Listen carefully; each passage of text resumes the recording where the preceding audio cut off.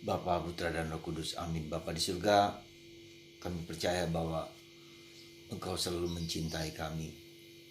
Engkau selalu dekat pada kami. Engkau ingin kami memiliki relasi dengan sesama kami, bukan hanya sebagai relasi darah biologis, tapi relasi karena kami mencintai dan melaksanakan kehendak Bapa. Bantu kami untuk selalu bersama-sama untuk mencari kehendak Bapa dengan siapapun juga. Berkati kami ya Bapa, berkati kami ya Yesus, berkati kami ya Roh Kudus. Demi Kristus Tuhan dan pengantara kami. Amin. Para saudaraku terkasih dalam Kristus, ketika Yesus sedang mengajar, begitu banyak orang mengelilingi dia, sehingga Ibu Yesus, Bunda Maria, dan saudara-saudaranya tak dapat berjumpa dengan dia. Mengapa saudara-saudara dan Ibu Yesus mau datang kepada Yesus? Karena Yesus dianggap sudah gila. Ya. Dia dituduh sebagai orang yang gila, orang yang tidak waras. Nah, tetapi kemudian ketika Yesus tahu bahwa ibunya dan saudara-saudaranya datang menemui dia, mau menemui dia, Yesus mengatakan, siapakah ibuku? Siapakah saudara-saudaraku? Yesus mengatakan, saudaraku, ibuku adalah mereka yang melakukan kehendak Bapakku. Sekali lagi, saudara Yesus, ibu Yesus adalah mereka yang melakukan kehendak Bapa di surga. Dan ini menunjukkan kepada kita sesuatu yang luar biasa sebetulnya. Pertama adalah tidak berarti bahwa Yesus mau mengatakan bahwa menolak ibunya, menolak saudara-saudaranya, bukan. Justru merekalah yang pertama-tama adalah ibu dan saudara Yesus, karena merekalah yang pertama-tama menjalankan kehendak Tuhan. Dari pengalaman dengan ibunya dan saudara-saudaranya inilah menunjukkan bahwa merekalah saudara-saudara Yesus dalam arti yang sebenarnya, karena mereka yang pertama-tama menjalankan kehendak Bapa. Yesus tidak menunjukkan bahwa relasi daging, darah, dan biologis adalah yang pertama-tama, bukan. Tetapi menjalankan kehendak Allah.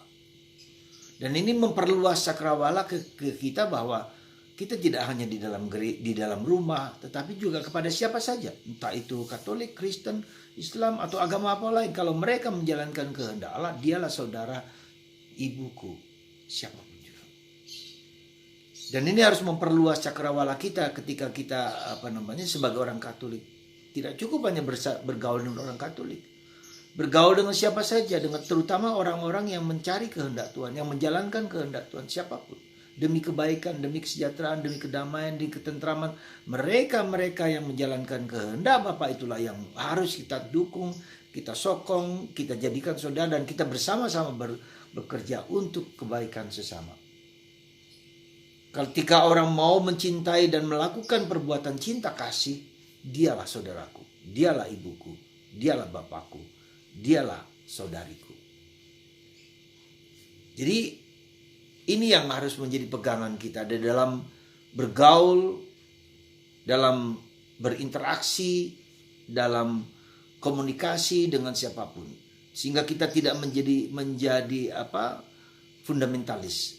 Kita tidak menjadi seorang ekstremis, ya, hanya diriku, kelompokku. Tidak. Ya. Ukuran kita adalah kehendak Bapa di surga. Ya, maka mari kita membuka diri dan terbuka pada siapapun juga, supaya kita tahu kita menjalankan apa yang seperlunya dan sepentingnya kita dalam menjalankan kehendak Bapa sebagai ukuran kita. Di sisi lain juga bisa mengatakan ketika kita sebagai satu keluarga, sedarah sedaging, ya, tidak selalu kita bisa sependapat. Kalau mereka tidak cocok dengan kehendak Tuhan, tidak menjalankan kehendak Tuhan, ya kita mungkin sebagai teman, mungkin tidak sebagai sahabat, sebagai orang yang dekat. Katakanlah sebagai bapak, sebagai ibu, sebagai saudara adalah orang yang dekat, akrab, yang dekat. Jadi bisa saja dalam hubungan kedaraan kita dekat, tetapi hubungan ketika saudara kita atau siapapun tidak menjalankan menjadi jauh. Jadi itu Jadi kedekatan kita dengan Tuhan itu adalah kedekatan di mana kita mencintai orang-orang atau bersama-sama orang-orang mencari, menemukan atau menjalankan kehendak Bapa di surga. Nah, saya mau mengatakan kedekatan inilah yang harus menjadi pegangan dalam relasi kita dengan orang lain. Dan Yesus mengajarkan kepada kita doa di mana Yesus sebagai sahabat. Betul, Yesus sebagai sahabat, dia tidak akan pernah meninggalkan kita apapun juga. Bahkan dosa kita, bahkan kita menjauh dari Tuhan pun, dia tetap mencintai kita. Dia tetap menjadi sahabat kita. Pertanyaannya, apakah aku menjadi sahabat Yesus? Itu yang harus kita tanya. Sejauh mana saya menjadi sahabat Yesus? Sejauh mana saya mengikuti kehendak Yesus? Sejauh mana saya mengenal Yesus? Sejauh mana saya mencintai Yesus? Sejauh mana saya bergulat bersama Yesus, berjuang mencari Yesus. Itulah yang harus menjadi pegangan kita. Karena dikatakan bahwa dalam kitab suci kita mengerti Yesus. Tetapi dalam doa kita menemukan Yesus. Jadi doa menjadi pintu untuk masuk ke dalam hati Yesus. Untuk bertemu dengan Yesus. Berjumpa dengan Yesus. Berdialog dekat dengan Yesus. Ketika kita membaca kitab suci, kita mengerti, kita faham, kita yakin, kita faham, kita mengerti, memahami siapa Yesus, memiliki pengertian yang benar tentang keselamatan. Itulah dengan kemampuan budiku, tapi dengan berdoa, aku mengenal, menemukan Yesus. Maka mari saudaraku terkasih, kita mencoba dan terus-menerus untuk masuk dalam dunia doa. Dan doa kita bukan hanya doa dengan mulut, tapi juga berdoa dengan kepala kita, berdoa dengan hati kita, dan yang terakhir berdoa dengan roh kita. Nah, tentu ketiga bagian ini dengan mulut kita, dengan pikiran kita, dengan perasaan kita, dan dengan roh kita, itu satu menyatu.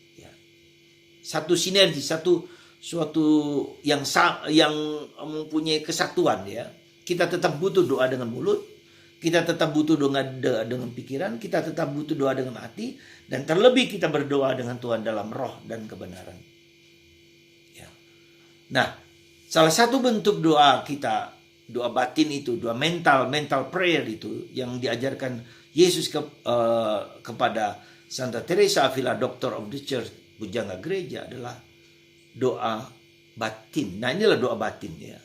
Jadi bagaimana kita menjalaninya, maka setiap kali kita membaca kitab suci ada kata-kata yang kita ulang, terus diulang-ulang, batin kita berdoa untuk kita. Paulus mengatakan roh dalam diri kita berdoa untuk kita dalam batin. Hari ini misalnya, siapakah ibuku? Terus doa.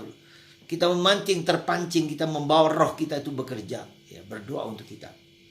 Semoga relasi kita dengan Tuhan, relasi yang akrab, yang dekat, tidak hanya dengan mulut, tidak dengan pikiran, tidak hanya dengan hati, tetapi dengan roh. Latihlah doa mental itu yang diajarkan Yesus kepada Santa Teresa Avila. Semoga Anda dan saya juga melatih diri untuk berdoa dalam roh dan kebenaran. Dan itu membuat kita dekat dengan Tuhan. Tuhan memberkati Anda semua. Bapa, Putra, dan Roh Kudus. Amin.